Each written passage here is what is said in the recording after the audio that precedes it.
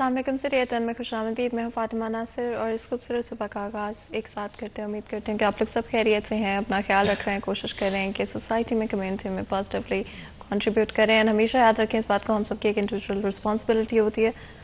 And जितनी जल्दी हम उस रिस्पॉन्सिबिलिटी को समझ लें और जितनी जल्दी हम दूसरों को देखना बंद कर दें कि कौन क्या करे और क्या नहीं करे, उतनी बेहतर तरीके से हम अपनी रिस्पॉन्सिबिलिटी को पूरा कर सकेंगे, अपनी सोसाइटी में पॉजिटिवली कंट्रीब्यूट कर सकेंगे। आगे बढ़ते हैं एक दिन एक नेकी में। मुफ्ती अहमद अली हमारे साथ मौजूद होंगे, चलते हैं उनकी तरफ।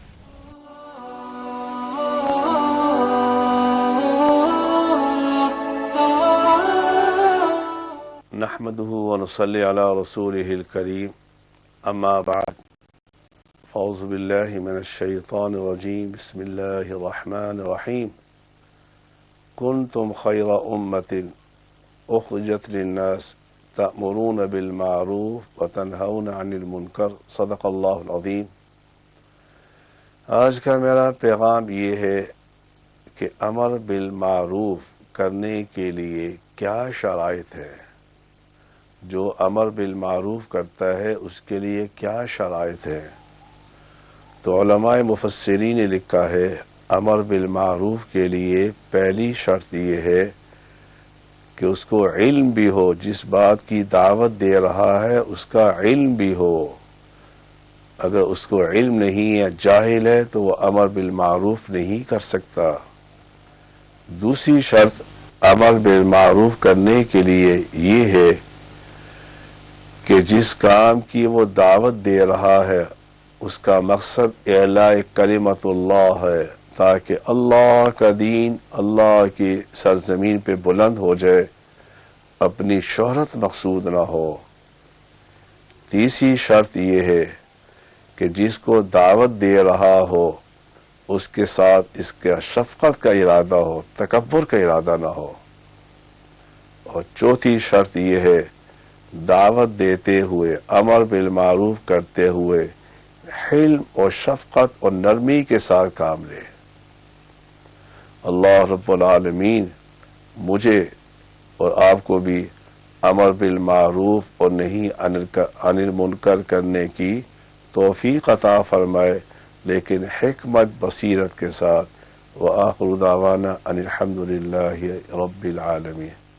इसी पैगाम के साथ आज के दिन का प्रोग्राम का आगाज़ करते हैं। एंड एज अ पर्सन हमेशा इम्प्रूव करने की कोशिश करते रहना चाहिए। कभी कोई वक्त बहुत देर या बहुत जल्दी नहीं होता। अगर आपको लगता है कि आप किसी चीज़ पर काम करना चाहते हैं, अपनी किसी आदत को बदलना चाहते हैं, अपनी रूटीन में कोई पॉजिटिव चीज़ ऐड करना चाहते हैं, चाहे वो एक्सरसाइज से रिलेटेड हो, चाहे वो अपनी डाइट को बदलने से रिलेटेड हो, चाहे वो और किसी चीज़ से भी रिलेटेड हो, बट अगर आपको लगता है कि आप किस तरह से अपने आप को एज अ पर्सन ग्रो करना चाहते हैं, डेवलप करना चाहते हैं, तो कभी भी उस चीज़ से हेजिटेट नहीं करना चाहिए। आगे बढ़ते हुए चलते हैं अपने नेक्स्ट सेगमेंट की तरफ। टुडे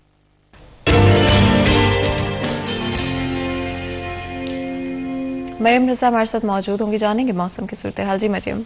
जी बिल्कुल, फैसलाबाद के मौसम की अगर बात की जाए तो दिन के आगाज में ही फैसलाबाद के अंदर जो है वो खुनकी और इसके साथ साथ जो है फिजाई आलूदगी जो है उसमें भी इजाफा होता हुआ नजर आ रहा है। लेकिन दिसंबर के आगाज में ही फैसलाबाद की जो सर्दी है वो भी बढ़ चुकी है, जिसकी वजह से शहर फैसलाबाद इस मौसम को जो है वो एंजॉय तो कर सकते हैं, लेकिन उसके साथ साथ दर्जा हरारत में जो कमी है वो भी मुसलसल जो है वो होती चली जा रही है। महकमा मौसमियात के मुताबिक आज कम से कम दर्जा हरारत जो है वो 11 डिग्री सेंटीग्रेड रिकॉर्ड किया गया है, जबकि दोपहर के वक्त में ज्यादा से ज्यादा 25 डिग्री रहने का इम्कान है। हवा में नमी का तनासुब जो है वो 98% है, जबकि शहर फैसलाबाद में पिछले कई दिनों से जो हवाओं चलने का सिलसिला था, हवाएं जो है बिल्कुल साकिन होकर रह गई हैं, जिसकी वजह से शहर फैसलाबाद का मौसम जो है वो सर्द और खुश्क है। जिससे बचने के लिए शहर फैसलाबाद को चाहिए कि वो गर्म कपड़ों का इस्तेमाल करें, खुश्क मेवाजात खाएं, ताकि अपने आप को इस खुश्क सर्दी से जो है वो बचा सकें। लेकिन जहां इतने महीनों की गर्मी बर्दाश्त की है, तो अब इस सर्दी को जो है वो भी इंजॉय करें। इसके साथ अगर बात करें तो महकमा मौसमियात के मुताबिक आइंदा 24 घंटों के अंदर बारिश का कोई भी इम्कान नहीं है। मौसम इसी तरह से खुश्क और सर्द रहेगा।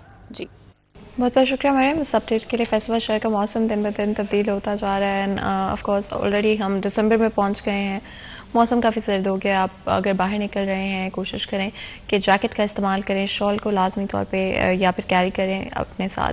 दो चीज़ें जो कि मुझे लगता है गर्मी हो या सर्दी हो आपकी रूटीन का हिस्सा होनी चाहिए, वो ऑफ कोर्स एक हाइड्रेशन है, अपने साथ पानी की बोतल को कैरी करें, दिन के थ्रू आउट ज़्यादा से ज़्यादा पानी का इस्तेमाल करें। दूसरी चीज़ सन प्रोटेक्शन है। हम सोचते हैं कि शायद हमें अगर हम थोड़ा वक्त गुजारते हैं धूप में या धूप में नहीं ज़्यादा निकलते तो कोई फ़र्क नहीं पड़ेगा, but sun damage is very very real. और ये एक्चुअली अगर आप इंडोर हैं, आउटडोर हैं, कहीं पर भी हैं, लाजमी तौर पे अपने साथ सनस्क्रीन कैरी करें, दिन के थ्रू आउट हर कुछ घंटे के बाद रीअप्लाई करते रहें और अपनी स्किन को प्रोटेक्टेड रखें। आगे बढ़ते हैं, चलते हैं हमारी आज की टॉप स्टोरी की तरफ। तो जी आज की हमारी टॉप स्टोरी, चोरी डकैती की बढ़ती वारदातें, शहरी गैर महफूज।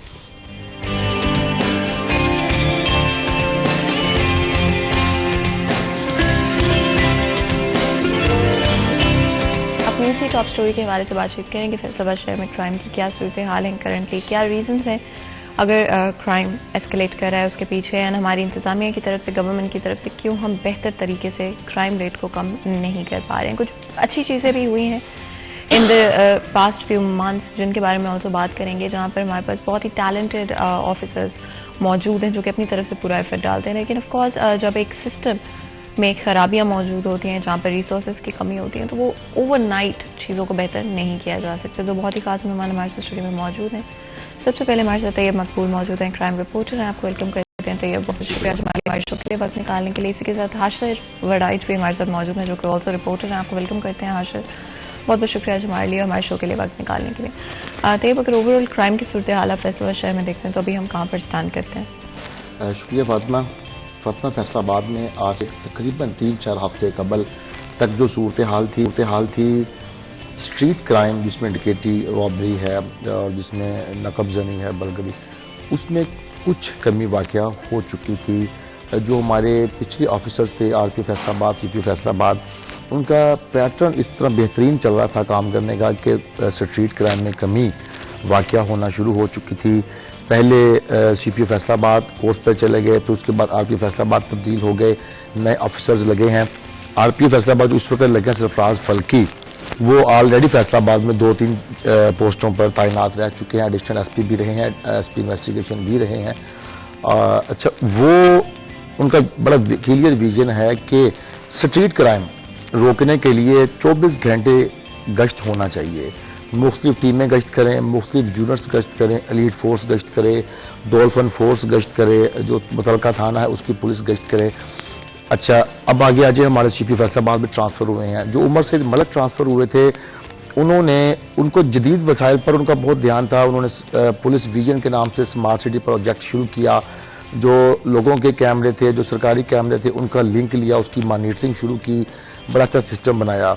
अब फैसलाबाद में सूरत हाल ये कि नए हमारे सीपीओ तैनात हुए हैं, सैयद खालिद महमूद हमदानी, वो लग तो सीपीओ फैसलाबाद गए हैं, पोस्टिंग उनकी हो चुकी है, लेकिन अभी तक उनका विजन डीपीओ वाला, ये छोटे अजला वाला ही है, ननकाना से वो आए हैं, वो उसी स्टाइल से काम कर रहे हैं। वो अहलकारों को उनके साथ सख्ती से पेश भी आ रहे हैं और उनका विजन एक इतने बड़े टेक्सटाइल इंडस्ट्री के पर मुश्तमिल शहर को क्लियर करने वाला नहीं है। उसका नतीजा ये निकला है कि फैसलाबाद में दोबारा से स्ट्रीट क्राइम बूस्टअप हो चुका है। अब गुज़िश्ता रोज़ 20-60 स्ट्रीट क्राइम की वारदातें रिपोर्ट हुई हैं, उससे पहले 88 भी हुई हैं एक दिन पहले। तो सबसे ज़्यादा जो इस वक्त वारदात हो रही है, एक तो मोटरसाइकिल चोरी हो रही है, 20+ एवरेज है रोज़ाना, 24 घंटे में एक मोटरसाइकिल हर 1 घंटे में ऑलमोस्ट चोरी हो रही है। इसी तरह रॉबरी, अच्छा अगर हम मजमूई तौर पर अगर एक हफ्ते की वारदातों का जायजा लें, डकैती चोरी मिक्स करें हम इनको, तो हर 15 मिनट बाद एक वारदात फैसलाबाद में रिपोर्ट हो रही है। ये बहुत बड़ी रेशो है।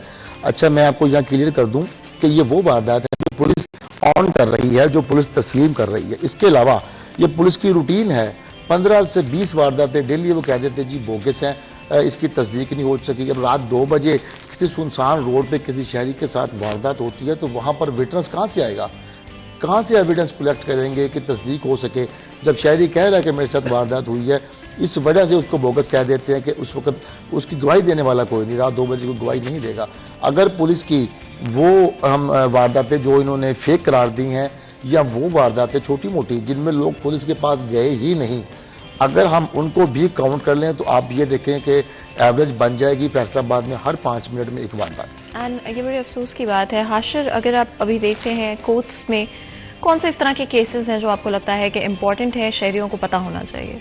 जिस तरह आपने अदालतों की बात की, तो सबसे पहले तो इसमें यही है, जिस तरह तैयब भाई बात कर रहे थे डकैती चोरी की वारदातें, क्योंकि इससे हर गली मोहल्ले का, हर टाउन का बंदा जो है किसी ना किसी तरीके से उस पर फर्क पड़ रहा है। जिस तरह एवरेज की इन्होंने बात की, तो आप अगर एवरेज देखें तो उसमें हर बाजार में, हर थाने में जो है वो चोरियां हो रही हैं। तो इसमें सबसे बड़ी वजह जो है ये केसेस जो है ये आवाम के लिए तो इम्पोर्टेंट है, लेकिन इसमें एक बड़ी वजह ये भी आती है कि इसमें अमूमन जो है वो जो चोर जो पकड़े जाते हैं उनको सजा नहीं होती, और लोग अमूमन यही कहते हैं कि अदालत से बंदे को छोड़ दिया गया। लेकिन इसमें सबसे एक तो बड़ी वजह यह है कि पुलिस जो है, पुलिस की जानिब से मुकदमा जो है उसका मुकदमे का अंदराज जो है वो लेट किया जाता है। जब आप केस का चलान अदालत में पेश किया जाता है, उस पर जब ट्रायल होता है, तो जो दूसरी पार्टी का वकील है, इवन वो 10-10 मिनट भी अगर या 2 घंटे 10 घंटे भी एफआईआर लेट हुई है तो वो उसको का फायदा उठाने की कोशिश करेंगे। वो अमूमन यही कहेंगे कि ये एक गलत तरीके से एफआईआर जो है हम पर दर्ज की गई है, अगर ये वाकया 10 घंटे पहले का था तो 10 घंटे जो मुद्दई हैं वो कहाँ पे थे। अब इस तरह के जब इश्यूज होते हैं तो केस जो है वो कमजोर होता है। यही कि सूरत हाल है इन डकैती चोरी की जो केसेज हैं इनकी, क्योंकि यहाँ पर अमूमन पुलिस की जानिब से ये होता है कि 12-12 बल्कि 24-24 घंटे से भी ज्यादा कई दिन जो है वो गुजर जाते हैं, जिसके बाद जो एफआईआर है वो दर्ज होती है।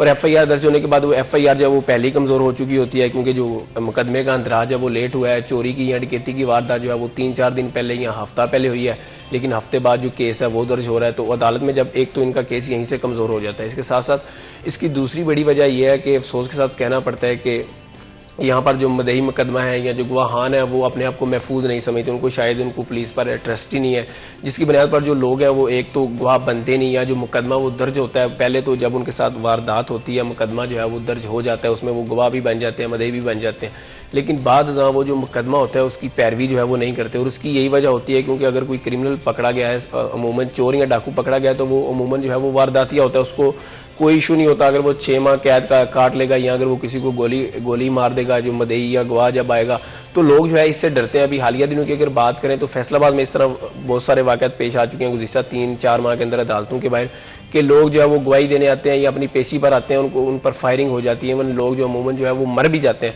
तो इसी वजह से जो लोग हैं उनके अंदर एक डर रहता है कि यार अगर हम इस मुकदमे में अदालत के अंदर पेश हुए, अगला तो आदमी मुजरम है जिसके खिलाफ हम पेश हो रहे हैं, वो हमें एवं कहीं मरवा ना दे।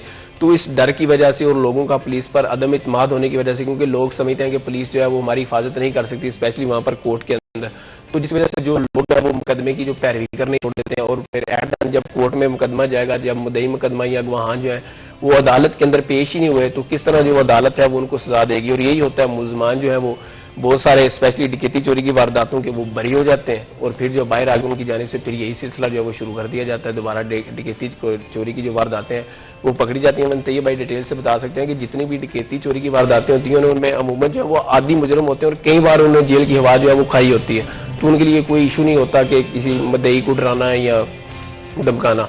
तो लेकिन जो आम बंदा है, सादा बंदा, अगर उसके साथ चोरी की वारदात हुई है तो वो समझता है कि अगर मैं इसके खिलाफ जाऊंगा तो मेरा नुकसान होगा, तो वो अपनी उसकी चीज चली भी जाती है, लेकिन फिर भी वो बेहतरी इसी में समझता है कि वो अपने घर बैठ जाए, अपनी जान को कम से कम महफूज बनाए, जो चीज थी वो तो अब चली गई है।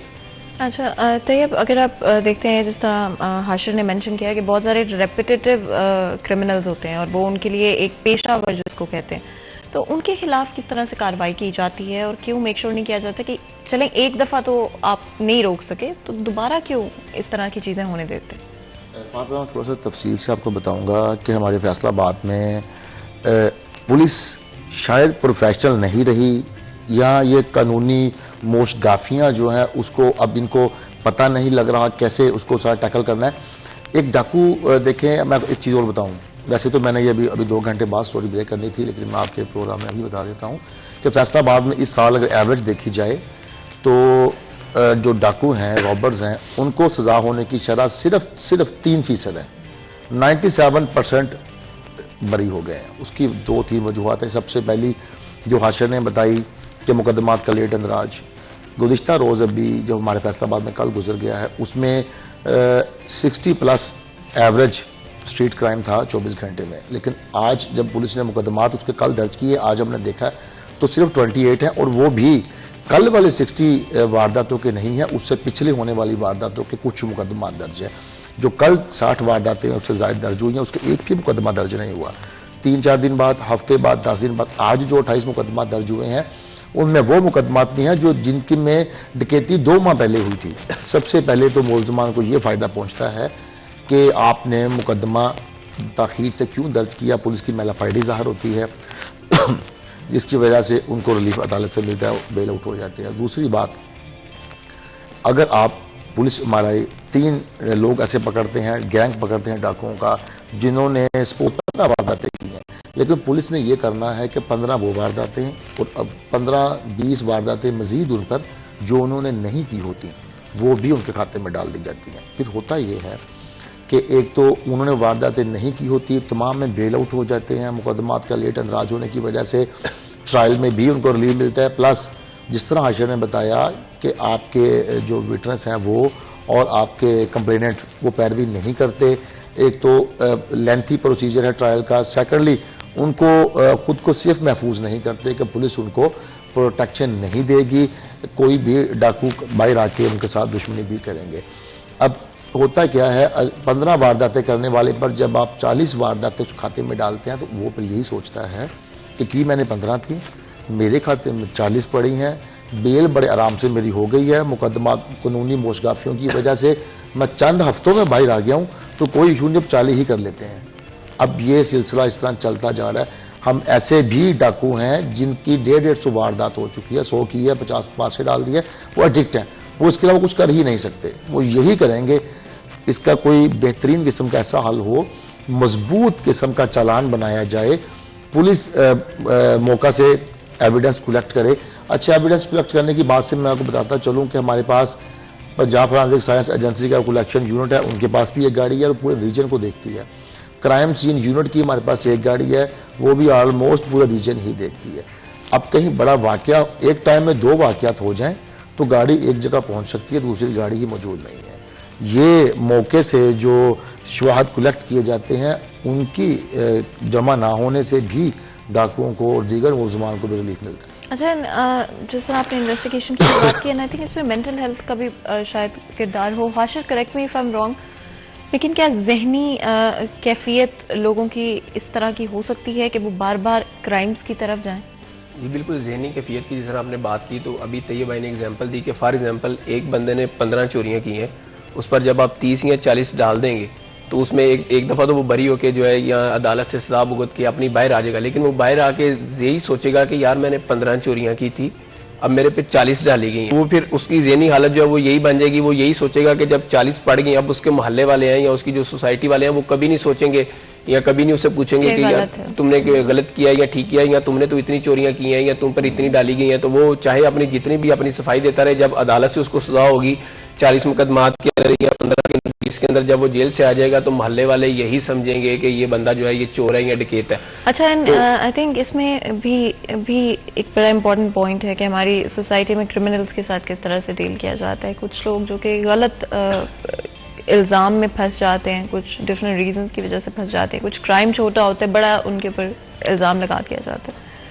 बट डेफिनेटली ये इसमें बहुत सारा रोल इन चीज़ों का भी है कि हम अपने क्रिमिनल्स के साथ डील कैसे करते हैं, उनको रिहैब किस तरह से हम उनको दोबारा सोसाइटी में वापस लाना चाहते हैं, या फिर हम उनको और ज़्यादा क्राइम की तरफ धकेलते जाते हैं। इस पर मज़ीद गुफ्तगू करेंगे, लेकिन उससे पहले ब्रेक लेंगे। कहीं मत जाएगा, हमारे साथ रहिए।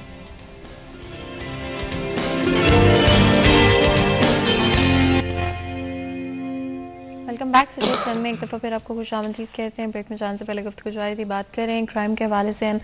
तैयब, जब ओवरऑल आप सिचुएशन देखते हैं आज फैसलाबाद शहर की, कितना आपको लगता है इसका क्रेडिट हम लैक ऑफ रिसोर्सेज और बजटिंग को दे सकते हैं, या ओवरऑल मुल्क के जो मुआशी हालात हैं, पॉलिटिकल इंस्टेबिलिटी जिस तरह से मुल्क में मौजूद हैं, कौन से फैक्टर्स सबसे प्रोमिनेंट है? फातिमा, पॉलिटिकल इंस्टेबिलिटी की वजह से पॉलिटिकल इंटरफेरेंस बहुत है पुलिस डिपार्टमेंट में। अभी रिसेंटली 3 SHOs की उकार बिछाड़ हुई है, 8 नए लगे हैं, कुछ क्लोज हुए हैं। मैं यहाँ पर जिक्र करना चाहूँगा कि उनमें से जो लगे हैं उनमें से 70% वो लगे हैं जो सियासी सिफारिश पर लगे हैं, जो इनकम्पिटेंट लोग हैं लेकिन सियासी सिफारिश थी उनके पास, उनको फौरी लगा दिया गया। जो इससे पहले उमर सईद मलिक साहब थे, उनका बड़ा तरीकाकार बड़ा अच्छा था, वो SSP ऑपरेशंस, SSP इन्वेस्टिगेशन और टाउन एसपी को अपने लूप में रखते थे कि ये लोग हैं जो SHOs लगते रहे हैं, ये नए लगने के ख्वाहिशमंद हैं, आप इनको बुलाएं, इनका इंटरव्यू करें, इनकी प्रोफाइल देखें, इनकी हिस्ट्री देखें, इनका जहां पर इस वक्त मौजूदा रिसेंटली तैनाती है वहां पर इनका काम देखें। उसके बाद आप लोग रिकमेंड करें किसको आपके टाउन में SHO लगाया जाए।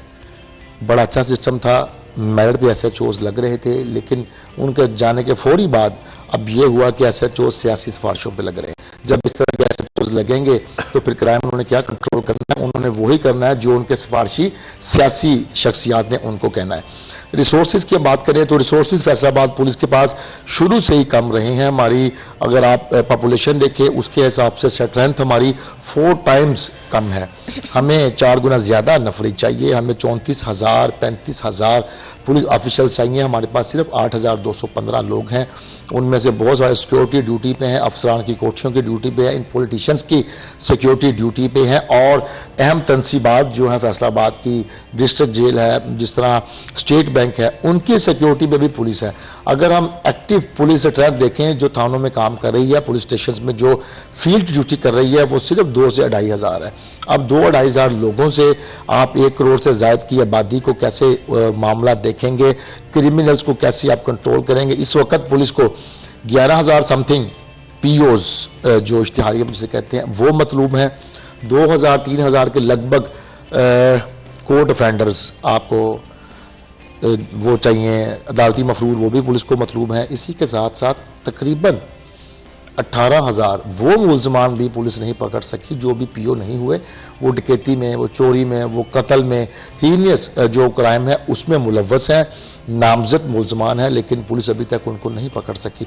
ओवरऑल अगर हम देखें तो 30-35 हज़ार के लगभग मुलजमान ही आप अभी तक नहीं पकड़ सके। ये वही मुलजमान है जो आप नहीं पकड़ सके और वो आपसे छुपे हैं और अपना वो नॉर्मल रोजगार के लिए काम तो कर नहीं सकते।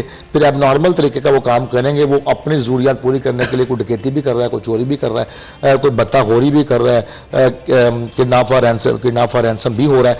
तो रिसोर्सेज बिल्कुल कम है, बहुत कम है, लेकिन जो मौजूद हैं उनका भी इस्तेमाल बड़े अजीब तरीके से किया जा रहा है। अब मैं आपको यहाँ एक बात बताऊं कि फैसलाबाद पुलिस के पास हैवी बाइक्स मौजूद है जो डॉल्फिन यूज करती है। नफरी हमारी डॉल्फिन की कम हो गई है। कुछ लोग बीमार हो गए हैं, कुछ लोग डॉल्फिन से वापस आ गए हैं। इनकी बाकायदा ट्रेनिंग करवाई गई थी 40 डेज की लाहौर में। अब नए सीपीओ साहब ने क्या किया कि बजाय कि आप लोग उस एसओपी पर अमल करें, लाहौर भिजवाएं, ट्रेनिंग करवाएं, उन्होंने रैंडम जो पुलिस एहलकार थे उनको उठा के डॉल्फिन की वर्दी पहना के उनको डॉल्फिन पे लगा दिया। अब ना तो हैवी बाइक्स चलाने की ट्रेनिंग है उनके पास, ना ब्रीटा पिस्टल शॉर्ट गन चलाने की ट्रेनिंग है उनके पास, तो ये खराबी करेंगे। अभी कुछ देर कबल चंद मिनट पहले अभी जफर डोगर साहब ने खबर ब्रेक की है, मुकाबला हुआ एनकाउंटर, वो प्रोफेशनल डॉल्फिन वाले थे, उन्होंने डाकुओं को भागने नहीं दिया और जिस तरह रशी रोड पे क्रॉस फायरिंग हो रही थी उन्होंने पब्लिक को सिर्फ रखते हुए डाकुओं को जख्मी किया। वो बाद में मर भी गए हैं, डाकू मरे गए हैं। लेकिन जो पुलिस एहलकार 40 आपने कल दिए हैं जिनकी ट्रेनिंग ही नहीं डॉल्फिन वाली, अगर खुदा न खास्ता वो मुकाबला करेंगे तो वो 7 लोगों को भी इंजर्ड करेंगे। उनकी ट्रेनिंग नहीं है रशी रोड पे किस तरह काउंटर किया जाता है। इनसफिशिएंट ट्रेनिंग की वजह से हमने पहले भी कई सारे इंसिडेंट्स देखे हैं जहाँ पे काफ़ी सारा लॉस ऑफ लाइफ तो ऑफकोर्स एक्सट्रीम केसेस में होता है, लेकिन उसके अलावा बहुत सारे मुलजमान निकल जाते हैं और इश्यूज हो जाते हैं। कई दफ़ा वो खुद को इंजर कर लेते हैं बिकॉज ऑफकोर्स अगर आप ट्रेंड नहीं हैं प्रॉपरली तो कहीं ना कहीं आप अपने लिए भी खतरा बन सकते हैं और लोगों के लिए भी खतरा बन सकते हैं। हाशिर, टीनेजर्स की अगर हम बात करते हैं, कितने केसेस इस वक्त आपने ऑब्जर्व किए हैं जहां पर टीनेजर्स थे या बच्चे मुलविस थे किसी ना किसी?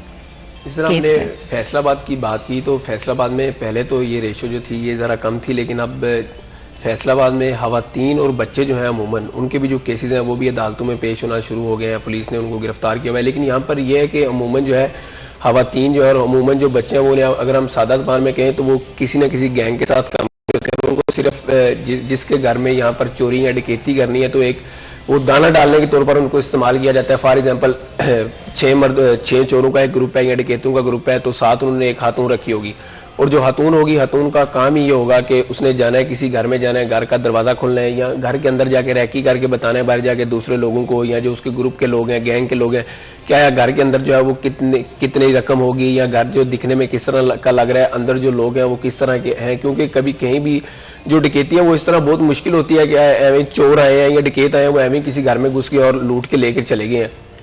इस तरह तो हो नहीं सकता। तो अमूमन खवातीन और जो बच्चे हैं वो इस तरह के काम जो है वो कर रहे हैं।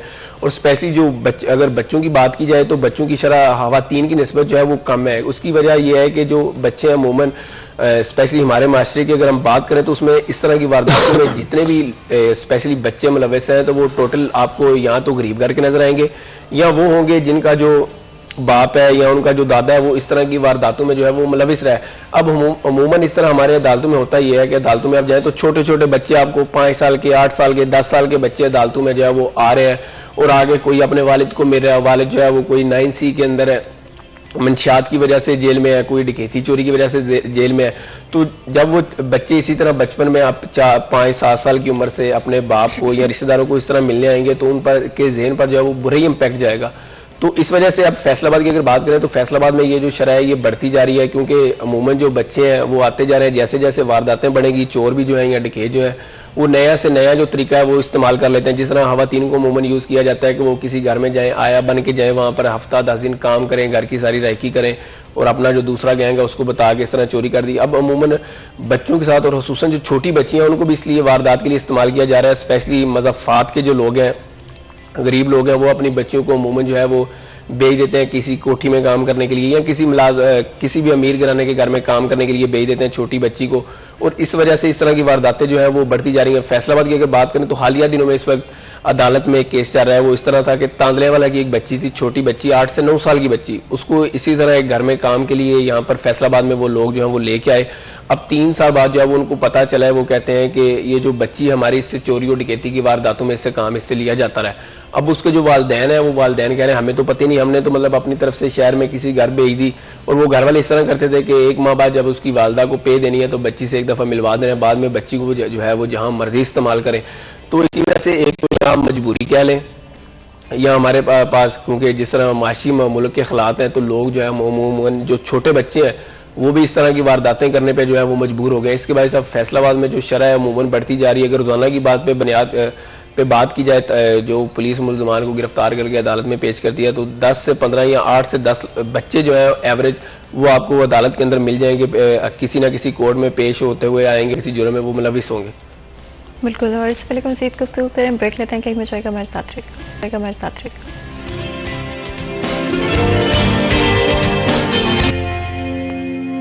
वेलकम बैक सीरियल 10 में एक दफ़ा फिर आपको खुशामदीद कहते हैं। ब्रेक में जाने से पहले गुफ्तगू जारी थी क्राइम के हवाले से बात करें, फैसलाबाद शहर में क्या सूरत हाल है करंटली, हम कहाँ पर स्टैंड करते हैं। I really do feel like कि जब तक आप चीज़ों को डिस्कस नहीं करते हैं, अवेयरनेस नहीं होती, तब तक आप उनको सॉल्व भी नहीं कर सकते हैं। तब अपनी लिमिटेड रिसोर्सेज के बारे में अवेयर होते हुए क्या चीज़ें हैं जो कि की जा सकती हैं, किस तरह सिस्टम को बेहतर किया जा सकता है? सबसे पहले तो फातिमा जब आपके पुलिस ऑफिसर्स, खास तौर पे सिटी पुलिस ऑफिसर की तैनाती प्योरली पॉलिटिकल इंटरफेरेंस पर होगी, उनकी मशावरत के बगैर कोई ऑफिसर नहीं लगेगा। आप देखिए कितनी अजीब बात है, एक MNA MPA first time MNA MPA बने हैं, उनको नहीं पता पुलिस डिपार्टमेंट के क्या इश्यूज़ हैं, पब्लिक के क्या इश्यूज़ हैं, वो आज MNA बने हैं। वो कहेंगे कि जो हमारा सबसे ज़्यादा लॉयल है, वफादार है, उसको CPO लगाएं। वो बताएं आप क्या काम करेगा। सबसे पहले तो मेरिट पे अफसरान की पोस्टिंग होनी चाहिए। जब CPO फैसलाबाद जी की पोस्टिंग मेरिट पे नहीं होगी फिर काम नहीं चलेगा। हमारे बड़े प्रोफेशनल ऑफिसर्स मौजूद हैं already. SSP operations Abdullah Ahmed इंतहाई प्रोफेशन है, हमारे तमाम जो टाउन SPs हैं इंतहाई प्रोफेशन है। लेकिन अब सिस्टम गड़बड़ यहाँ से शुरू हो गया है कि हमारे CPO साहब चूंकि मैं समझता हूं कि उनका विजन अभी छोटे जिला वाला या CPO फैसलाबाद वाला, सिटी पुलिस ऑफिसर वाला नहीं है, इसलिए ये वारदातें बढ़ रही हैं। सबसे पहले मेरिट पे तैनाती, उसके बाद अब देखिए हमारे पास सिर्फ क्राइम सीन यूनिट की एक गाड़ी है, हमारे फैसलाबाद में एटलीस्ट 10 गाड़ियां चाहिए। यहां पर गाड़ी मौजूद है फैसलाबाद, जिस तरह अभी देखें एनकाउंटर हुआ, क्राइम सीन यूनिट और फोरेंसिक साइंस एजेंसी दोनों की मोबाइल वैन्स गाड़ियां यहां पर आ गई हैं शवाहद कलेक्ट करने के लिए। अब खुदा ना वास्ता यहां से जड़ा वाला, तांदलियां वाला कोई बड़ा इंसिडेंट हो जाता है इसी तरह का, ये छोड़ के वहां मूव नहीं हो सकते। जब तक वहां मूव होंगे, यहां से जाते इनको 6 घंटे लग जाएंगे, तमाम एविडेंस वहां से वेस्ट हो जाएंगी। इसका अल्टीमेटली फायदा अक्यूज को, कल्प्रिट्स को पहुंचेगा। हमें रिसोर्सेज की मद में क्राइम सीन यूनिट मजीद दिया जाए, हमारे प्रोफेशनल ऑफिसर तैनात किए जाए, हमारे वेपन जदीद किए जाए। सबसे बड़ी बात कि जिस तरह आप डॉल्फिन की स्पेशल ट्रेनिंग करवा रहे हैं रिक्रूट कोर्स उन्होंने किया हुआ है डॉफन के एहलकारों ने, जो हर पुलिस एहलकार को करना पड़ता है। आपको स्पेशल ट्रेनिंग जिस तरह दे रहे हैं, हर पुलिस एहलकार की स्पेशल ट्रेनिंग होनी चाहिए कि किस तरह उसने उनका सामना करना है, किस तरह एनकाउंटर में लोगों को भी बचाना है, अपने आप को बचा के अपने कल्प्रिट्स को अपर हैंड करना है। तो बहुत सारी चीजें हैं जो होने वाली हैं, ये तभी होंगी जब प्योर मेरिट पे आपके अफसरान की तैनाती होगी। अच्छा हाशिर, लेटेस्ट टेक्नोलॉजी या टूल्स का इस्तेमाल क्या आपने केसेस में देखा है जब कोर्ट में पेश कर रहे होते हैं एविडेंस के, कहीं पर अगर किसी जदीद टेक्नोलॉजी का इस्तेमाल किया? जिस तरह अगर हम फैसलाबाद की बात करें तो फैसलाबाद में इस सिलसिले की इब्तिदा जो है वो तकरीबन 2016 के अंदर हुई थी कि इस तरह जो है ना वो ऑनलाइन भी केसेस की समाअत जो है वो शुरू की गई थी। उसकी एक वजह यही थी कि फॉर एग्जांपल अगर किसी वजह से मदई मुकदमा या जो गवाहान है वो पाकिस्तान के अंदर या अपनी सिक्योरिटी के बायस या दीगर वजूहात की बुनियाद पर अगर वो अदालत के अंदर जो है वो पेश नहीं हो सकते तो उनके केसेस जो समाअत है वो ऑनलाइन की जाए। और ये जो सिलसिला है बजाय ये कि सारी अदालतों के अंदर जो है इस सिलसिले को फैलाया जाता, लेकिन कहा यही जाता है कि वो तजर्बा जो हुआ था वो कामयाब रहा, लेकिन अब वो जो तजर्बा है वो इस वक्त कहीं पे भी उसको पर जो है वो अमल दरामद नहीं किया जा रहा। इसकी एक तो बड़ी वजूहात इसमें यह है कि हमारे यहाँ ज़्यादातर जो लोग हैं वो जिनका इन केसेस से ताल्लुक होता है या अदालतों में ज़्यादातर जो आते हैं उनका ताल्लुक जो है वो मज़ाफ़ाती इलाकों से है। और यहाँ पे एक तो हमारा इशू ये होता है कि वहाँ पर हमारी इंटरनेट की जो फैसिलिटी है वो यहाँ पर बेहतर तरीके से नहीं है, क्योंकि अगर आपने कोर्ट के अंदर पेश होना है, गवाही देनी है, तो उसके लिए आपसे सबसे पहले तो आपकी जो इंटरनेट की फैसिलिटी है वो तो आपकी बेहतर हो, ताकि आप अदालत के अंदर जो अपना कोई बयान दे रहे हैं या कुछ कर रहे हैं तो उसमें किसी किस्म का कोई इशू ना हो। बजाय ये कि आपके जो नेट है या आपके पास जो भी आप चाहे मोबाइल के जरिए बजरिया जूम या किसी दीगर एप्लीकेशन के जरिए अगर आप अपना बयान रिकॉर्ड करवा रहे हैं, तो बजाय ये कि अगर आपका नेट ठीक हो तो आप अपना आसानी से अपना जो बयान है वो यहाँ पर रिकॉर्ड करके चले जाएं। तो लेकिन वहाँ पे इंटरनेट ही नहीं होता, मज़ाफ़ाती इलाकों में अगर हो भी तो उसकी इतनी स्पीड नहीं होती कि वो प्रॉपर तरीके से काम कर सके। दूसरा ये है कि ज़्यादातर जो है वो लोग जो कि होते हैं वो बुजुर्ग होते हैं इसमें, और जो बुजुर्ग बंदा है उसको अब मोबाइल का या टच मोबाइल का इवन उनको इस्तेमाल करना नहीं आता। तो एक तो ये भी वजूहत है। दूसरा ये एक वजूहत ये भी सामने आती है कि हमारे पास कोई इस तरह का कोई सिस्टम नहीं है अदालत के अंदर के फॉर एग्जांपल अब मैं किसी केस में ऑनलाइन गवाही देना चाह रहा हूं तो कोई ऐसा सिस्टम मौजूद नहीं है कि फौरन ही वहां पर मेरी कंफर्मेशन की जा सके कि आया मैं वही बंदा हूं, कि मैं वही गवाह हूं जो कि अदालत के अंदर पेश हो रहा हूं, या कोई दूसरा जो गवाह है अदालत के अंदर वो तो नहीं पेश हो रहा। इसके बाद इस तरह बहुत सारे मसाइल हैं अदालतों के, अगर कैमरेज जो है अदालतों के अंदर उनके इशूज हैं, जिसके बाद जो ऑनलाइन ये जो सिलसिला है अदालतों के अंदर फिलहाल प्रॉपर तरीके से चल नहीं पा रहा। इवन यहाँ पर फैसलाबाद का बहुत बड़ा एक केस हुआ था, अब भी चल रहा है दानिश तशद्दुद केस, तो वहां पर केसेस की जो ऑनलाइन समाअत हुई तो आप यकीन करें कि यहाँ पर मोबाइल के अंदर जो है वो केस पर समाअत होती रही, वो वहां पर बजरिया जूम थी या दीगर एप्लीकेशन के जरिए मोबाइल पर जो है वो होती रही। लेकिन जब अब बड़े लेवल पे जब केसेस का ट्रायल चल रहा होगा वहां पर आपको गवाही देनी पड़ेगी, वहां पर बात आएगी, तो वहां पर आप सिर्फ जूम के जरिए या मोबाइल से आप उस वहां पर जो है या उसकी बात पर यकीन नहीं कर सकते। वहां तो जो अदालत है या दूसरी साइड के जो वकला है उनकी जानिब से काउंटर जो है सवालात हैं वो भी होंगे, जिरा होगी, तो मामला जो है वो चलेगा।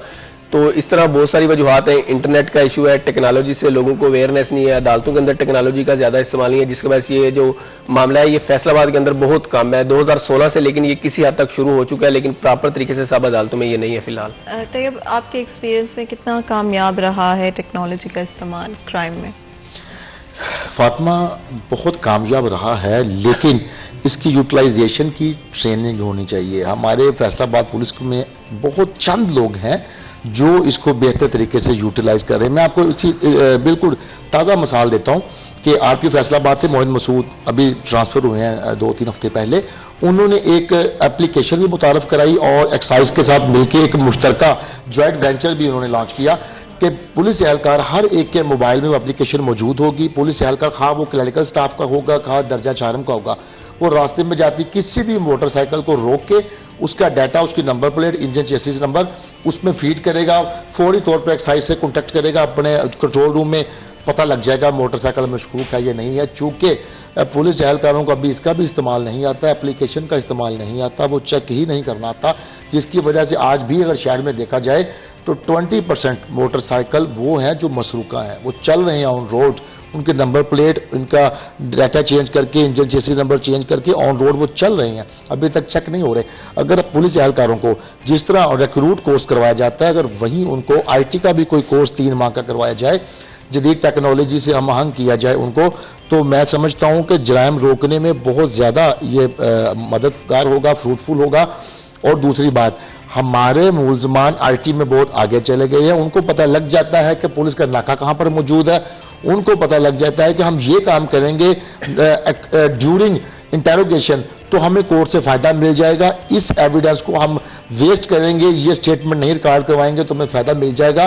पुलिस को मुलजमान से एक कदम आगे जाना चाहिए, ना कि एक कदम पीछे होना चाहिए। अच्छा, इसमें आई थिंक हर्षर आप भी शायद अग्री करो इस बात से कि इसमें फिल्म्स, टेलीविजन, सोशल मीडिया का बहुत रोल है कि हमारे क्रिमिनल्स प्रॉब्ली हमारी पुलिस ऑफिसर से आज ज्यादा अफेयर है। एग्री करते हैं इस बात से? इससे मैं एग्री करता हूँ, लेकिन जिस तरह तैयब भाई ने एक और भी बात की टेक्नोलॉजी की, तो मैं आपको यहाँ पे बताता चलूँ। अभी आप अपने मोबाइल पे गूगल मैप निकाल लें, कोतवाली रोड पे जाएं तो वहाँ पे 2 पॉइंट्स पे लिखा हुआ है कि जो शहरी है उनकी जानब से वो अवेयरनेस दी गई है कि आगे नहीं जाना, आगे पुलिस वाले खड़े हैं।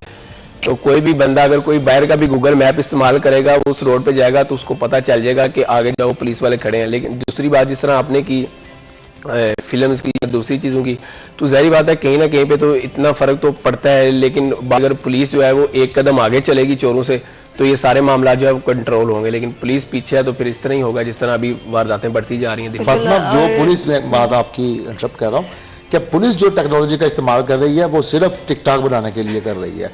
दर्जनों की तादाद में, सैकड़ों की तादाद में पुलिस एहलकारों की बावर्दी टिकटॉक आप देखें उस पर सोशल मीडिया पर मौजूद है, जबकि सख्त पाबंदी है, बैन है कि कोई सोशल मीडिया पॉलिसी भी जारी हुई है, उसके बावजूद ये टिकटॉक बना रहे हैं, डाकू नहीं पकड़ रहे। बिल्कुल, आप दोनों का बहुत बहुत शुक्रिया हमारे शो के लिए वक्त निकालने के लिए। यहाँ पर एक छोटा सा ब्रेक लेंगे, कहीं मत जाइएगा, हमारे साथ रहेगा।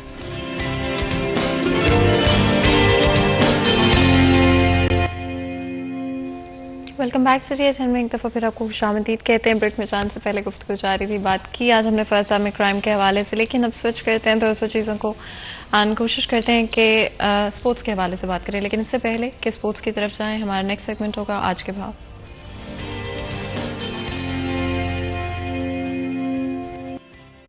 साथ मौजूद होंगे, जानते हैं रेट्स के हवाले से। जी बिल्कुल। हाँ जी बिल्कुल, मार्केट कमेटी फैसलाबाद की जानिब से आज बरोज हफ्ते की रेट लिस्ट जो है वो जारी कर दी गई है। ब्रायलर मुर्गी का गोश्त सस्ता हुआ है, लेकिन महज आवाम के साथ एक मजाक है। 2 रुपए फी किलो सस्ता हुआ। प्रोटीन आम आदमी के लिए सस्ता नहीं बल्कि महंगा प्रोटीन बन गया है। अंडे मजीद महंगे हुए और 278 रुपए दर्जन पे जा चुके हैं, जो कि 250 की जो हद है उससे भी क्रॉस कर चुके हैं। अब सब्जियों के अंदर आवाम के लिए खुशखबरी है कि आज कीमतें जो है वो कम होती दिखाई दे रही हैं और महज सिर्फ करेले के तमाम सब्जियां आज नीचे गई हैं। आलू का छिलका 2 रुपए सस्ता हुआ है 66 से 64। आलू पुराना 3 रुपए सस्ता हुआ 58 से कम होते हुए 55। प्याज 2 रुपए सस्ता हुआ 184 से 182। टमाटर 10 रुपए सस्ते हुए हैं 160 से 150। अदरक थाईलैंड 10 रुपए सस्ता हुआ है 310 से 300 रुपए किलो। सब्ज मिर्च 10 रुपए सस्ती हुई है 95 से 85 रुपए किलो। करेला 10 रुपए सिर्फ महंगा हुआ है 50 से 95 पे गया है। हलवा कद्दू 5 रुपए सस्ते हुए हैं 60 से 55। मटर सब्ज 20 रुपए सस्ते हुए 115 से 95। सेब काला कुल्लू, अगर फलों के अंदर बात करें फल भी आज जो है कीमतें बदलती देखी जा रही हैं। सेब काला कुल्लू 245 पे है, सेब सफेद 145 पे है। केला 4 रुपए दर्जन महंगा हुआ है 110 से 114 रुपए दर्जन हो गया। ये वो केला है जो गुज़िश्ता कई माह से मैं एक जगह पे रुका हुआ था, लेकिन गुज़िश्ता 2 रोज के अंदर 14 रुपए दर्जन का इजाफा हो चुका है। अंगूर टॉफी 10 रुपए सस्ते हुए हैं 330 से 320 रुपए किलो हो गए हैं। अनार बदाना 10 रुपए सस्ते हुए हैं 490 से 480। माल्टा शक्करी और मौसमी फी दर्जन 108 पे है। फ्रूटर माल्टा 150 दर्जन पे बरकरार है। तो कमोडिटी के अंदर बदलाव है, लेकिन आवाम के लिए खुशखबरी है कि जैसे ही दिसंबर के महीने का आगाज हुआ है तो अगर देखा जाए पूरे पाकिस्तान के अंदर कमोडिटीज की चीजें नीचे जाती दिखाई दे रही है। महंगाई की शरह भी कम होती रिपोर्ट की जा रही है। जी बहुत बहुत शुक्रिया बिलाल इस अपडेट के लिए। आप लोगों ने सुना मार्केट में रेट्स की क्या सूरत हाल है। ऑफ कोर्स अगर आप खरीदारी करने जा रहे हैं तो मेक श्योर करें कि ऐसी जगह से खरीदें जहां पर रेट लेस लगी हुई है। एंड मेक श्योर करें कि अगर आपको लगता है कहीं पर आपको ओवर चार्ज किया जा रहा है, इवन 5 से 10 रुपए भी हो सकते हैं आपके लिए मैटर ना करते हों, बट बहुत सारी ऐसी फैमिलीज हैं, ऐसे लोग हैं जो कि डे बाय डे वेजेस पे सर्वाइव करते हैं और उनके लिए सिर्फ 5 रुपए या 10 रुपए ज़्यादा होना बहुत बड़ी चीज़ होती है। इसलिए अगर आप खरीद भी सकते हैं फौरी तौर पे आप रिपोर्ट करें ऐसे लोगों को जो कि ओवर चार्ज करें, ऐसे लोगों को जो कि रेटलेस नहीं लगाकर सेल करें। लाजमी तौर पे अच्छे शहरी होने का फ़र्ज़ अदा करें। आगे बढ़ते हैं, अपने सब्जेक्ट की तरफ चलते हैं। आपको पता है स्पोर्ट्स के हवाले से बातचीत करेंगे। हमारे साथ बहुत ही टैलेंटेड इंडिविजुअल्स मौजूद हैं और जब भी हम वुमेन इन स्पोर्ट्स की बात करते हैं तो आपको पता है कि एटलीस्ट मैं बहुत पर्सनली एंड पैशनेटली फील करती हूँ इस सब्जेक्ट के बारे में, और ज़्यादा लड़कियों को स्पोर्ट्स की तरफ आने की ज़रूरत है, हमारी सोसाइटी को, पेरेंट्स को, एंड आई थिंक हम सबको मिलकर फैसिलिटेट करना चाहिए उन खवातीन को जो कि स्पोर्ट्स में अपना नाम बनाना चाहती हैं, और gradually and eventually I hope कि पूरे पाकिस्तान का नाम ऑन अ ग्लोबल स्टेज भी रोशन करेंगे। और ऑलरेडी इस तरह की बहुत सारी खवातीन मौजूद हैं, और ज़्यादा लड़कियों को आगे आने की ज़रूरत है, और हमने उस प्रोसेस को आसान करना जितना हो सकता है। तो जी हमारे साथ तो बहुत ही खास मेहमान मौजूद हैं। सबसे पहले हमारे साथ निदा भट्ट मौजूद हैं जो कि नेशनल चैंपियन एथलेटिक्स हैं। आपको वेलकम करते हैं शो में, बहुत बहुत शुक्रिया आज हमारे लिए और हमारे शो के लिए वक्त निकालने के लिए। इसी के साथ मिल्हान इम्तियाज भी हमारे साथ मौजूद हैं जो कि नेशनल चैंपियन एथलेटिक्स हैं। आपको वेलकम करते हैं शो में, बहुत बहुत शुक्रिया हमारे लिए हमारे शो के लिए वक्त निकालने के लिए। एंड जिस तरह से मैं बात करी थी कि और ज़्यादा लड़कियों को आगे आने की ज़रूरत है और ज़्यादा लड़कियों को फैसिलिटेट करने की ज़रूरत है, आपके ख्याल में कहाँ पर लड़कियों को हर्डल्स वो फेस करनी पड़ती हैं जो कि लड़कों को कंपैरेटिवली अगर वो एथलेटिक्स की तरफ आ रहे हैं या स्पोर्ट्स की तरफ आ रहे हैं तो उनको नहीं करनी पड़ती? मैं यही कहना चाहूँगी कि लड़कियों को मतलब हर्डल्स इस वजह से आती हैं, आगे एक तो घर की सपोर्ट नहीं होती है, जब तक घर की सपोर्ट ना हो तो लड़की कभी भी मतलब कि आगे नहीं जा सकती।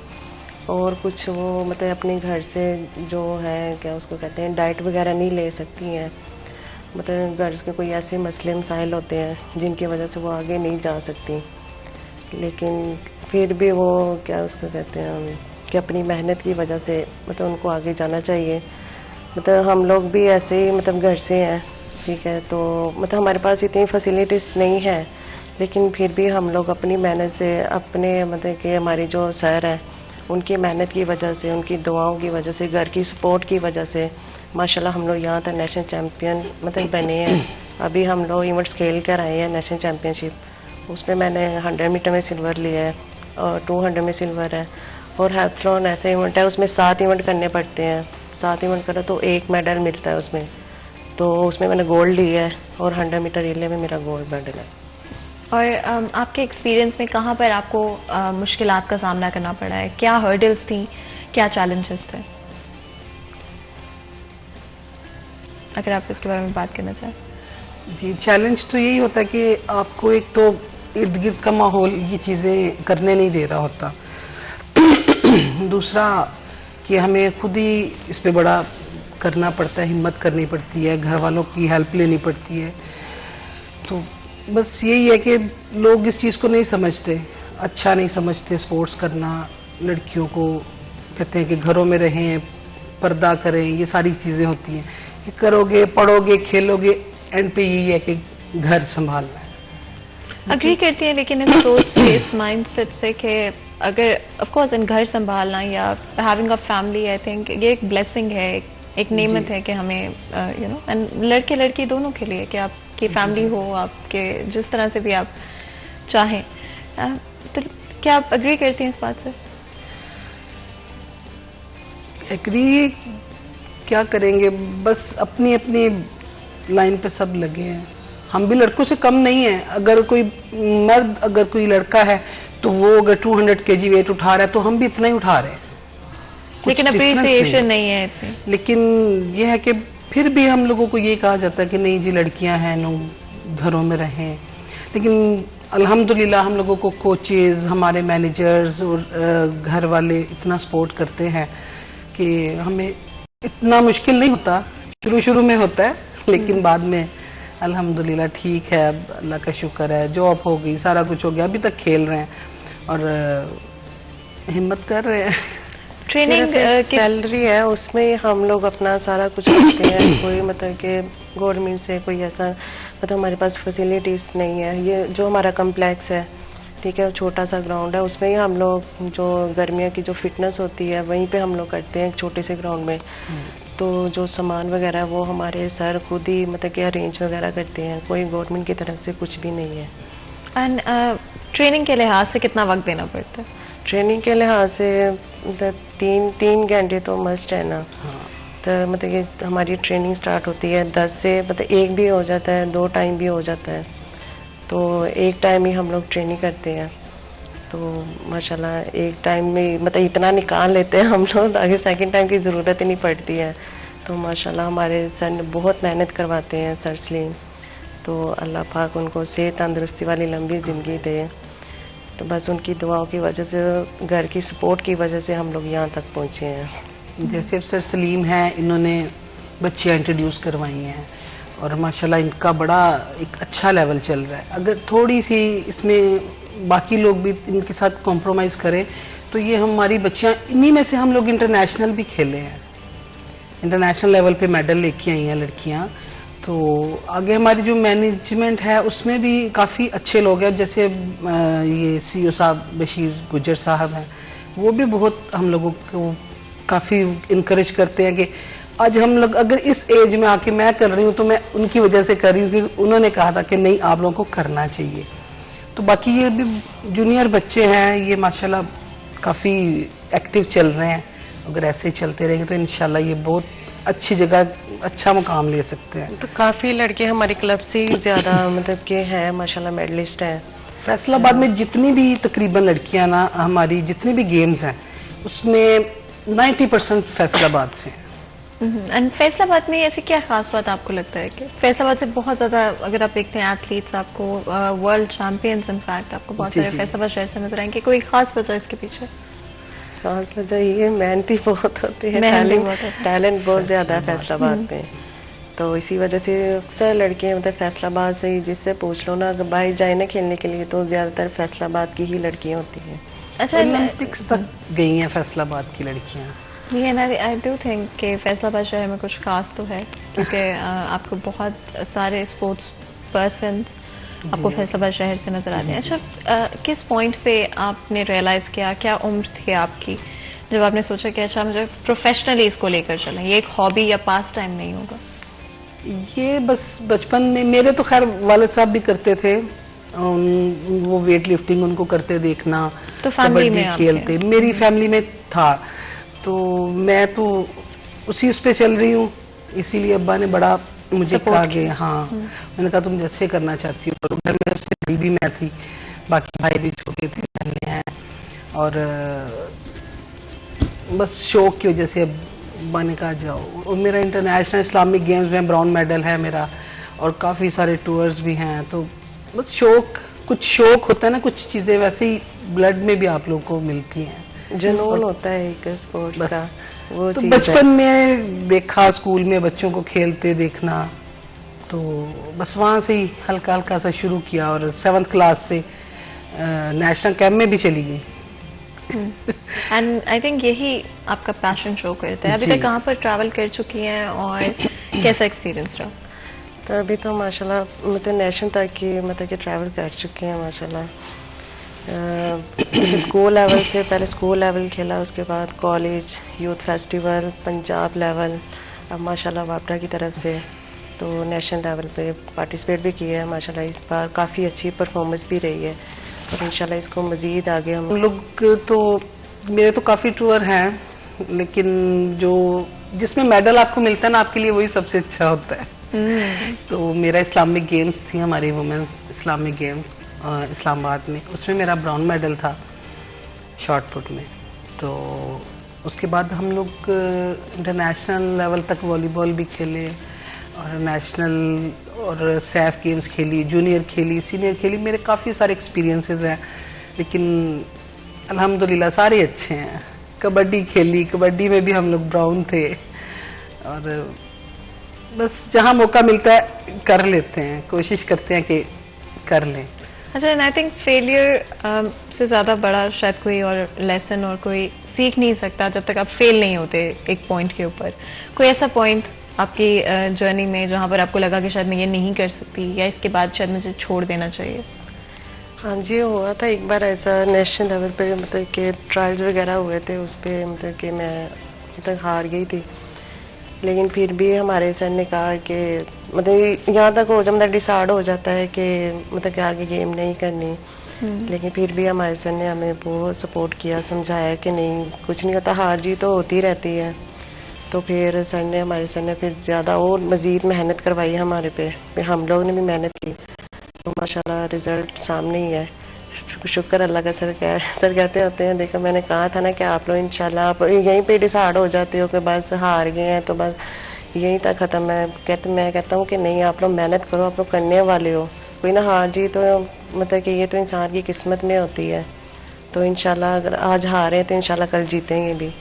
तो वही हुआ है। तो अल्लाह पाक ने बड़ी इज्जत दी है नेशनल लेवल पे। शुक्र अल्लाह का, चैम्पियन भी बने हैं। तो इंशाल्लाह मज़ीद आगे इंशाल्लाह ये अच्छा ही होगा। कोई ऐसी एडवाइस जो किसी ने आपको दी हो और आपके साथ आज भी आप उसको याद करती हो? बस हिम्मत नहीं हारनी। किसने दी? मेरे अब्बा जान। मेरे अब्बू कहते होते थे कि कभी खुद को कम नहीं समझना, खुद को लड़की नहीं समझ के, अगर लड़की लोग नहीं समझते आपको लड़की, तो लड़की समझ के घर से नहीं निकलना। तो उसके बाद हम लोगों के सीओ साहब मुझे मिले बहुत अरसे के बाद। उन्होंने भी मुझे कहा, इंजरी थी मुझे घुटने की, डॉक्टर ने मना किया, लेकिन उन्होंने कहा नहीं तुम करोगी, जब तक मैं हूँ मुझे गोल्ड होके दिखाना है नेशनल में। हालांकि ये इवेंट मेरा नहीं था, मेरा शॉटपुट था, मैं हैमर बाद में शुरू किया, लेकिन उन्होंने कहा कि तुम करोगी, मुझे गोल्ड चाहिए। और अल्हम्दुलिल्लाह 2018 से लेके अब तक गोल्ड ही चल रहा है इंजरीज के बावजूद। तो जब तक हम खुद ही हिम्मत नहीं करेंगे तो कुछ भी नहीं होगा। ये बंदा खुद ही मजबूत होता है। सारा कुछ करते हैं, पूरी ट्रेनिंग करते हैं। फिर हमारे कोच साहब हैं राना सलीम साहब, मेरे भी वो कोच हैं 2009 से।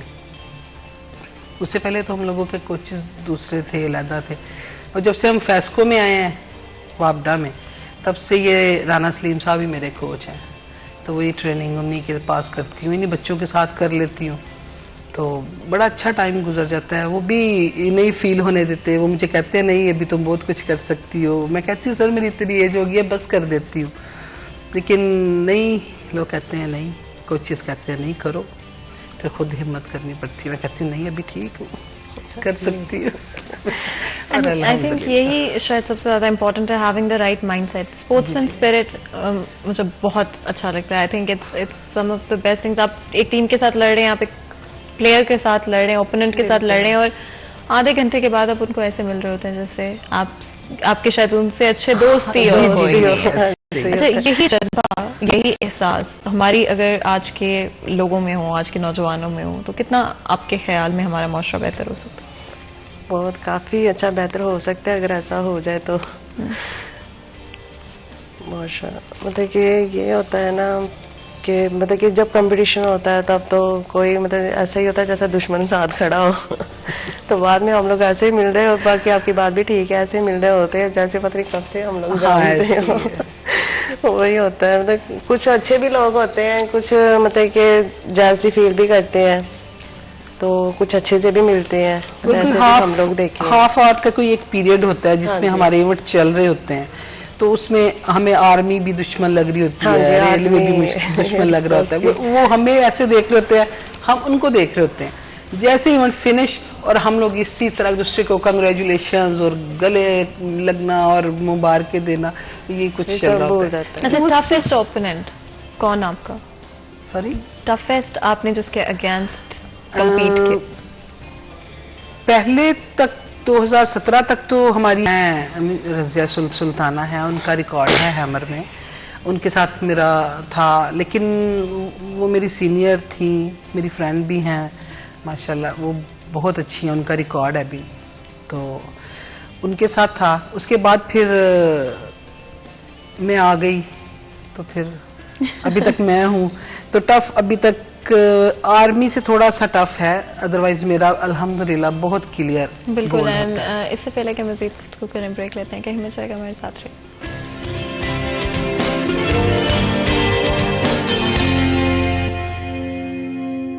Welcome back. सीरियल चैन में एक दफ़ा फिर आपको खुशामदीद कहते हैं। ब्रेक में जाने से पहले गुफ्तगू जारी थी, बात करें स्पोर्ट्स के अलावा से हवाले से, और बात की वुमेन इन स्पोर्ट्स के बारे में। ऑफ कोर्स आपको पता है कि जितना हो सकता है हम चाहते हैं कि अपनी ख़वातीन को, अपनी बच्चियों को हम इनकरेज करें, सपोर्ट करें, फैसिलिटेट करें, ताकि अगर वो पैशनेट है किसी स्पोर्ट को लेकर तो वो लाजमी तौर पर उसको फॉलो कर सकें, उसे परस्यू कर सके, पाकिस्तान का नाम रोशन कर सके। और उससे ज़्यादा फ़ख्र की शायद ही कोई मोमेंट होता हो आपकी लाइफ में जब आप देखते हैं कि ये लड़की जो कि मेरे साथ स्कूल गई थी, या ये लड़की जो कि मेरी तरह ही फैसलाबाद शहर में बड़ी हुई है, अगर वो जाकर ग्लोबल स्टेज के ऊपर पाकिस्तान का नाम रोशन करी, नेशनल स्टेज के ऊपर फैसलाबाद का नाम रोशन करी, तो आई थिंक ये हम सब के लिए एक बहुत ही प्राउड मोमेंट होती है। तो I think we need more of that, we need more people in sports, and जितना हो सके हम उन रिसोर्सेज को पोर करें स्पोर्ट्स के अंदर। क्या आपको लगता है कि आज बजटिंग के हवाले से या फाइनेंशियल रिसोर्सेज जो कि होनी चाहिए स्पोर्ट्स में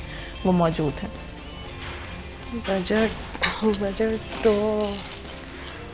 बजट के हवाले से क्या बताएं? जितना आप जनरली बात करना चाहें, अगर आप स्पेसिफिक नहीं भी होना चाहते तो दैट्स फाइन।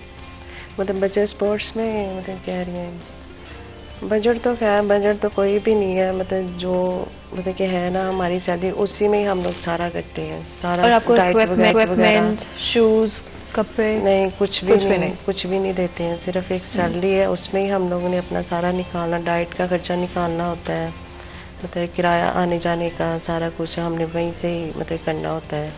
कोई ज़्यादा मतलब कि हमें या तो ये मेडल्स के जो प्राइज़ वगैरह हो गए सिर्फ ये देते हैं, और इसे मतलब आगे और कुछ भी नहीं है। अगर आप नाज़िया इसमें कुछ ऐड करना चाहें? यही है कि हम लोगों की आम फीमेल से हट के थोड़ी सी डाइट का होता है अखराजात। हम लोगों की डाइट काफ़ी हेल्दी होती है, जिसमें आप कह सकते हो कि एक बंदी को दिन में शायद 1 दर्जन अंडे खाने पड़ जाएं, और हम लोगों को फिश का यूज़ बहुत ज़्यादा होता है, दूध हम लोगों को चाहिए होता है। उसके अलावा काफ़ी सारे बच्चियां हैं जो ये चीज़ें अफोर्ड नहीं कर सकती। हमारे टीमों में बहुत सारी बच्चियां ऐसी हैं जिनको हमें खुद देखना पड़ता है, जो तो घरों से ठीक हैं, फाइनेंशियली उनकी प्रॉब्लम्स नहीं है, फिर हम लोगों को उनका हेल्प करना पड़ता है कि चलें बच्चियां हैं, आज हम छोड़ देंगे कल को वो होंगी। तो उन बच्चियों के लिए स्पेशली इन लोगों को करना चाहिए जिनके फाइनेंशियली थोड़े से प्रॉब्लम्स ज़्यादा हैं, जो अफोर्ड नहीं कर सकते। एक रोटी खा के या एक कप चाय का पी के मेरा ख्याल है कोई बच्ची इंटरनेशनल लेवल पे नहीं जा सकती, तो उनका थोड़ा सा करना चाहिए। अब भी मेरा ख्याल है हमारे फेस्को वाले कर भी रहे हैं, वो जो बच्चियां 25,000 ले रही थी उनका भी मेरे ख्याल इन्होंने 40,000 या 50,000 का ऐलान किया कि उनको दिया जाएगा। ये इसका रीज़न यही था कि उनके फाइनेंशियली प्रॉब्लम्स हैं, बच्चे अफोर्ड नहीं कर सकते, फिर उसके लिए इनके जो स्प्रिंटर्स हैं उनके स्पाइक्स हो गए, उनकी किटें ऐसी हैं, उनके जो इनर होते हैं ये चीज़ें ये पहनने वाली, तो उसके बगैर ये भाग नहीं सकते। हम शलवार कमीज़ों में नहीं भाग सकते, ट्राउज़र हैवी पहन के नहीं भाग सकते, तो वो भी चीज़ें काफ़ी कॉस्टली है जो यहाँ से तो वैसे ही नहीं मिलती, और बाहर से मंगवाएं तो वो 50,000 70,000 के एक आपको स्पाइक्स मिलते हैं।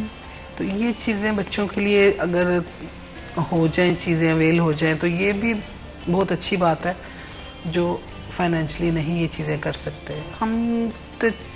हम तो अल्लाह का शुक्र है कर लेते हैं अल्हम्दुलिल्लाह, हम लोगों की सैलरीज भी इतना है कि हम मैनेज कर लेते हैं।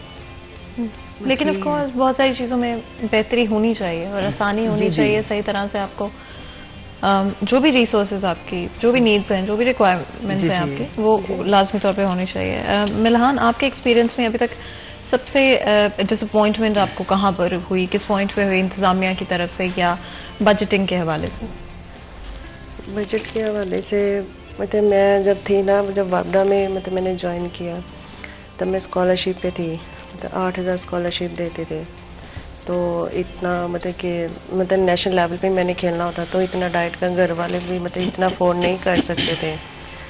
तो हमारे सर ने ही हमारा बड़ा साथ दिया, मतलब डाइट का उन्होंने हमारा ख्याल रखा, हर चीज़ जो हम लोग नहीं अफोर्ड कर सकते उन्होंने अफोर्ड करके दी हमें, यहाँ तक कि स्पाइक्स, शूज़, किटें वगैरह, तो उन्होंने ही सारा कुछ हम मतलब कि अफोर्ड करके दिया। तो बाद में फिर जब 5 साल मैंने मतलब स्कॉलरशिप पे रही हूँ 8,000 पे, नेशनल लेवल मेरा मेडल है सिल्वर और ब्रॉन्ज पिछले साल, तो इस बार माशाल्लाह गोल्ड हुई हूँ फर्स्ट टाइम नेशनल लेवल पे। तो 2 साल हो गए मेरे ऑर्डर हुए को, तो अब शुक्र अल्लाह का है कि हो जाता है, मैनेज हो जाता है, घर वाले भी अब मतलब सुकून से हैं। तो ये है कि अब जो जितनी भी सैलरी आती है ना वो मतलब अपनी डाइट के ऊपर ही मैंने लगानी होती है। शूज़ स्पाइक्स वो मतलब खुद से ही करना होता है। घर वालों को मतलब इतना तंग नहीं करती मैं। बाकी शुक्र अल्लाह का कि जॉब है, आहिस्ता आहिस्ता इंशाल्लाह तरक्की हो जाएगी। अपने आप को अफोर्ड कर सकती है। एंड आपके एक्सपीरियंस में नाज़िया, जब आपने ये मेडल जीता, जी जी, वो लम्हा कैसा था? एक्सपेक्ट कर रही थी कि जीतूंगी? जी अल्हम्दुलिल्लाह मुझे था कि मैं जीतूंगी, लेकिन कंपटीशन जो होता है कंपटीटर को कभी भी कम नहीं समझना चाहिए। एक छोटा सा कहीं डर होता है कि आखिरी थ्रो तक कि किसी की भी हो सकती है, बाकी अल्लाह पाक की मर्जी होती है ये सारी।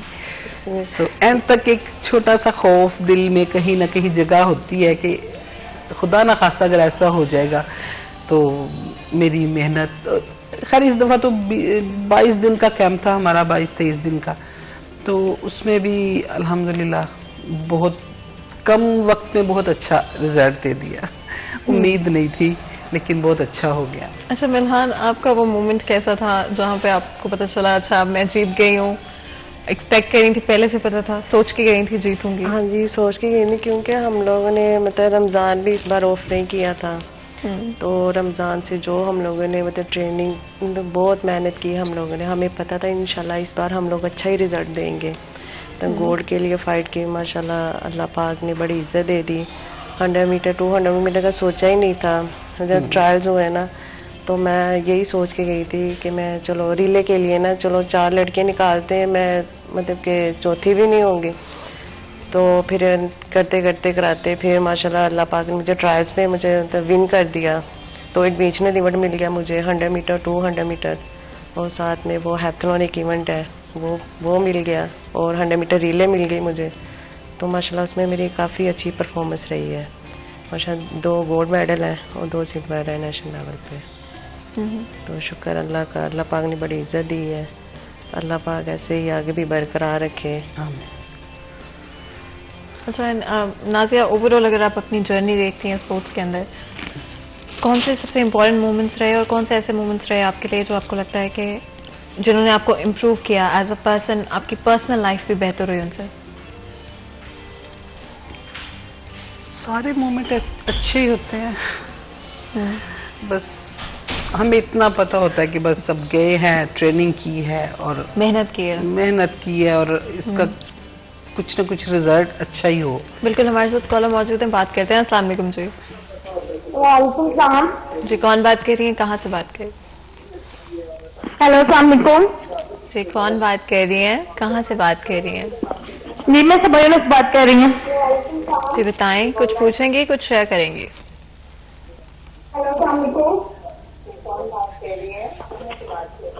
मैं सबा फैसलाबाद से बात कर रही हूँ।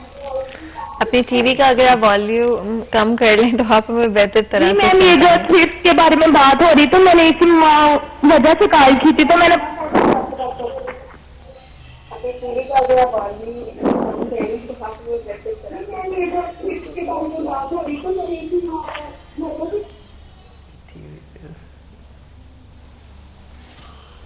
कॉल ड्रॉप हो गई। अगर आप चाहें तो आप दोबारा कॉल कर सकती हैं, और जब भी आप कॉल करते हैं तो टीवी का वॉल्यूम बंद कर दिया करें, बिकॉज वरना वो इंटरप्ट होता है और आपकी बात जो है इंटरफेरेंस की वजह से हम सुन नहीं पाते और आप हमारी बात सही तरह से सुन नहीं पाते। आगे बढ़ते हुए जिस तरह से मैं पूछ रही थी मिल्हान, ओवरऑल आपकी जो जर्नी है उसमें कौन सा सबसे इम्पोर्टेंट मोमेंट आपके ख्याल में रहा?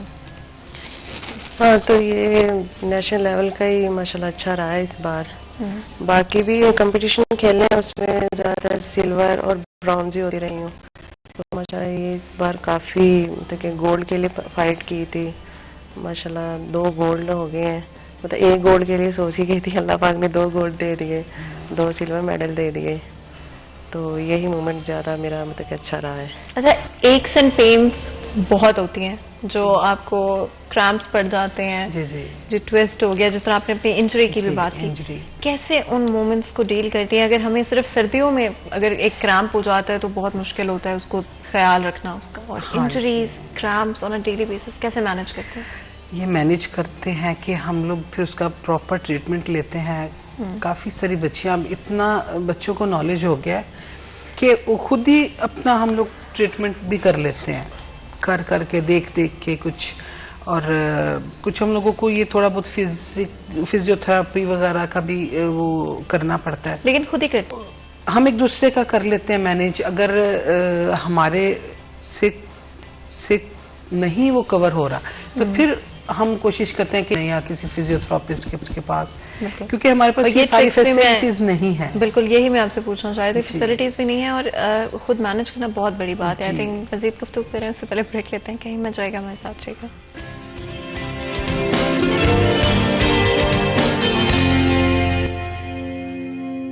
वेलकम बैक सिटी एजेंड में एक दफ़ा फिर आपको खुशामदीद कहते हैं। ब्रेक में जाने से पहले गुफ्तगू जारी थी स्पोर्ट्स के हवाले से बात करें, डिफरेंट चीज़ों को डिस्कस किया हमने।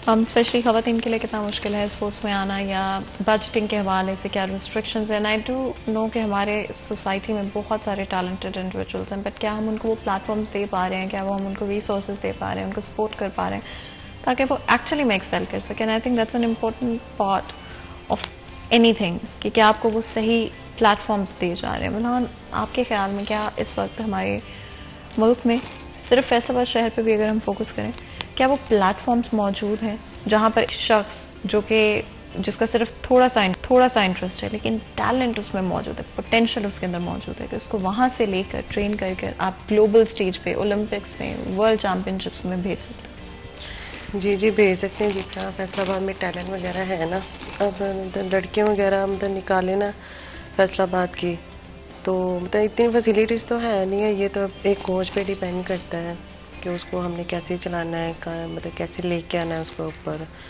तो ये है कि बस अगर तो लड़कियां अगर मतलब मार खाती हैं ना, तो सिर्फ मतलब घर की सपोर्ट नहीं होती है, या वो मतलब कि डाइट वगैरह कोई ऐसी चीज़ें मैनेज नहीं कर पाती, इसलिए वो मतलब कि आगे तक नहीं जा सकती हैं। लेकिन ये कि टैलेंट वगैरह देखा जाए तो टैलेंट वगैरह माशाल्लाह बहुत है फैसलाबाद में। अच्छा, इतनी आपके पास रिसोर्सेज की भी कमी होती है, ट्रेनिंग के हवाले से भी आई एम नॉट श्योर अगर ग्राउंड्स मौजूद हैं ये प्रॉपर, जिस तरह से आप हैमर के साथ आपका स्पोर्ट है, तो कहाँ पर प्रैक्टिस करती हैं? और जब सीख रही थी, जब ट्रेनिंग आपकी इनिशियल ट्रेनिंग पीरियड थी, तो वो किस तरह से होती है? एक्चुअली ग्राउंड चाहिए हमें हैमर करने के लिए, तो आपको बिल्कुल ग्राउंड क्लियर चाहिए ना, उसका कोई पता नहीं वो कहाँ भी निकल सकता है और किसी को चोट लग सकती है। चोट लग सकती है, और जिसको हैमर लग गया वो बस उसका कुछ नहीं बचेगा। तो 4 की रिस्क रेट होता है, और जब हम राउंड कर रहे होते हैं और पूरी पावर से उसको फेंकते हैं, थ्रो करते हैं, तो उसमें काफ़ी ज़्यादा पावर होती है, तो अगर किसी को लगे तो उसका नुकसान है।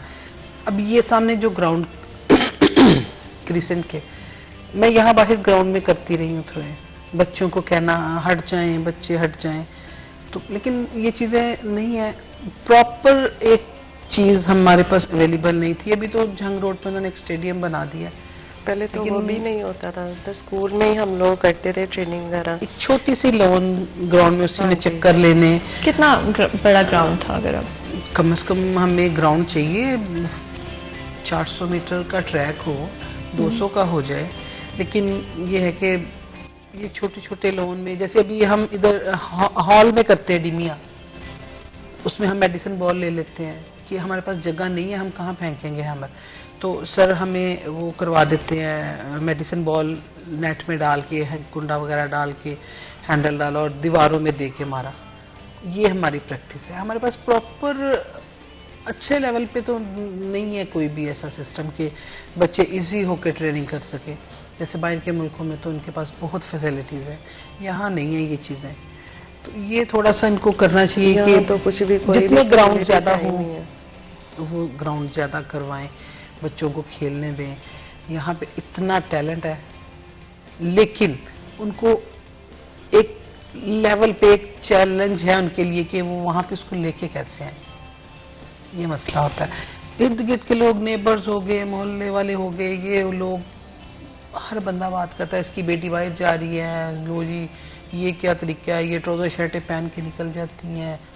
तो हालांकि हम लोग ऊपर गाउन कैरी करते हैं, लेकिन फिर भी लोग बातें करते हैं, ये हमने सब फेस की हुई है बचपन से लेके अब तक। ये भी तो बहुत बातें करते हैं, लेकिन घर वाले शुक्र है हमें वो उनकी सुनते नहीं है। मतलब वो अपनी बेटी, मतलब मुझे बहुत बहुत सपोर्ट करते हैं। हमारे जैसे रिश्तेदार है ना, वो कहते हैं आपकी बेटी बाहर जाती है, मतलब होता ही है, एक ट्राउजर शर्ट पहनती है, भागती है, यही करती है। तो ये कि मामा लोग नहीं उनकी बातें, वो कहते हैं ये हमारा मैटर है ना, तो हमारी बेटी इंशाल्लाह जितने तक हमने सपोर्ट करना हो इसका सपोर्ट करेंगे, लेकिन आप लोगों का कोई हक नहीं बनता है कि हाँ मेरी बेटी पे उंगली उठाना ये वो, लेकिन ये है कि शुक्र अल्लाह का कि वो उनकी बातों में आते नहीं है। अच्छा, क्या मैसेज देंगे उन पेरेंट्स को जो कि सोसाइटी की बातों की वजह से लोग क्या कहेंगे इस वजह से अपने बच्चियों को रोक लेते हैं, या उनमें अगर टैलेंट है, पोटेंशियल है, उनको नहीं परस्यू करने देते? उनको चाहिए कि वो किसी की बात मत सुने, अपने बच्चे का कैरियर देखें। दुनिया किसी भी तरीके से किसी को सरवाइव नहीं करने देती। मतलब कुछ भी हो लोग तो कुछ ना कुछ कहेंगे। आप बहुत अच्छा कर रहे हो फिर भी लोग कहेंगे, आप बहुत बुरा कर रहे हो फिर भी लोग कहेंगे, आप कुछ नहीं करे फिर भी लोग कहेंगे। तो बेहतर है आप अपने बच्चे की आप कुछ कर लो, कुछ कर दे। हाँ, और उनको कोई एक्चुअल रीजन हो कि आपने सुना भी होगा, लोग कहते भी हैं कि अगर कोई आपके बारे में बात करे तो आप उन्हें कुछ अच्छा दे दो बात करने की। जी, रात बात तो उन्होंने करनी है। जी जी, तो कुछ अच्छे पे बात कर लेते। सही है, सही है, ऐसे ही है, चलता है सब। अच्छा, अपनी पूरे स्पोर्ट्स में क्या आपने सबसे सीखा है और क्या मैसेज देंगे, अगर एक लाइन में कुछ कहना चाहें? सीखा मतलब कि बर्दाश्त करना। नहीं, ये दैट्स गुड, बर्दाश्त करना और सब्र करना। अच्छा, टॉलरेंस आई थिंक बहुत इंपॉर्टेंट है। आप दोनों का बहुत बहुत शुक्रिया आज हमारे लिए और हमारे शो के लिए वक्त निकालने के लिए। यहाँ पर आज के प्रोग्राम का वक्त खत्म होता है, मुझे इजाजत दें, अपना ख्याल रखें, अल्लाह हाफिज।